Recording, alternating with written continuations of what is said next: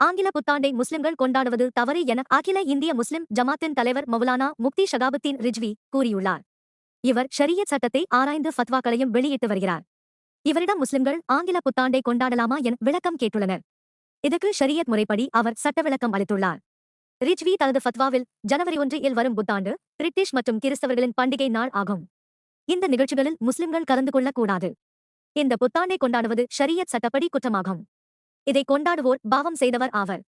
இந்த கொண்டாட்டம் அனைத்தும் கிறிஸ்தவர்களின் மதச்சடங்கு ஆகும். முஸ்லிம்கள் பிற மதங்களின் விழாக்களை கொண்டாடுவதும் அதில் பங்கு கொள்வதும் ஷரியத்திற்கு எதிரானது. இதற்கு ஷரியத்தில் கடுமையான தடை விதிக்கப்பட்டுள்ளது. இந்த நிகழ்ச்சிகள் தொலைக்காட்சிகளிலும் நேரடி ஒளிபரப்பாகின்றன. இதில் மது அருந்துதல், சூதாட்டங்கள், ஆண் பெண் இணைந்து நடனமாடுவது உள்ளிட்டவையும் இடம்பெறுகின்றன.